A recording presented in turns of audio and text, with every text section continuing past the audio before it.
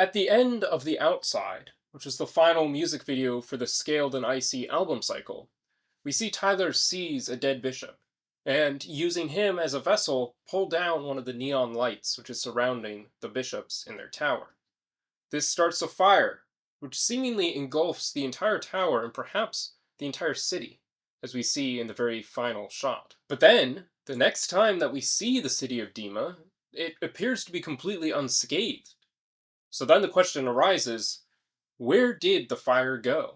Over the course of this video, I will propose and explore three possible answers to this question, while simultaneously acknowledging that I'm not sure we can fully know the answer until we see the end of the story, whenever that may be. Let's get into it. The first possible theory is this.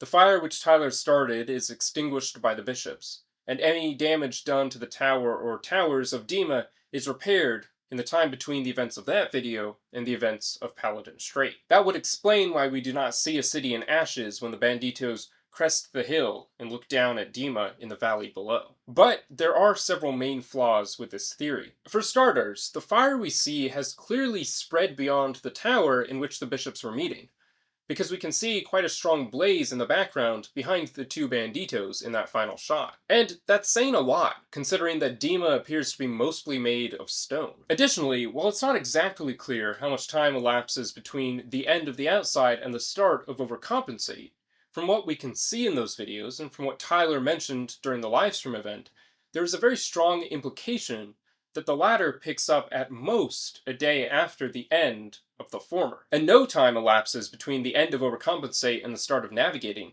and Paladin Strait is supposed to be taking place the morning after.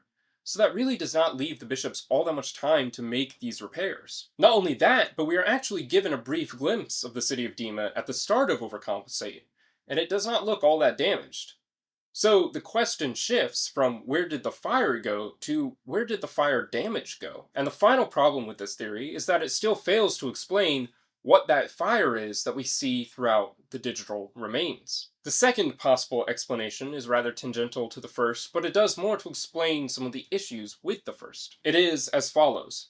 Tyler's move to pull down one of the lamps and start a fire is a warning, but not the ultimate plan. In other words, Tyler isn't actually planning to burn down or destroy Dema, which is why the fire that he started is so small. Essentially, what he does in The Outside is a mix between a warning to the bishops and a sign to the banditos of the power that he has, of what he can do with this ability to seize. And while it is true that he created Dema and can destroy it if he wants to, it seems like he doesn't want to.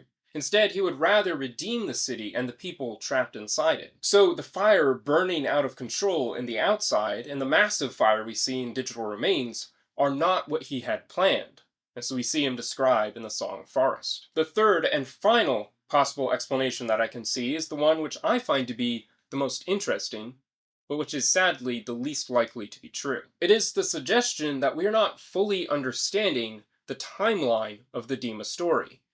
We continue to see themes and imagery of cycles, but we are also getting strong indications that time travel, and therefore time loops, may be involved. Maybe the events of The Outside and what we see in the digital remains happen simultaneously, through the use of time travel or something along those lines. As Tyler explained, we have not seen Josh's power fully realized, but he does appear to be able to exist in multiple places simultaneously, as we saw in Navigating. Now, while the theory is a bit far-fetched, it could explain everything, while at the same time raising new questions of its own. But what do you think? Which theory seems to you to be the most plausible? Or is there another one which I am missing? With that being said, thank you for watching, and be sure to comment your own thoughts below. And don't forget to subscribe for more music commentary and reviews.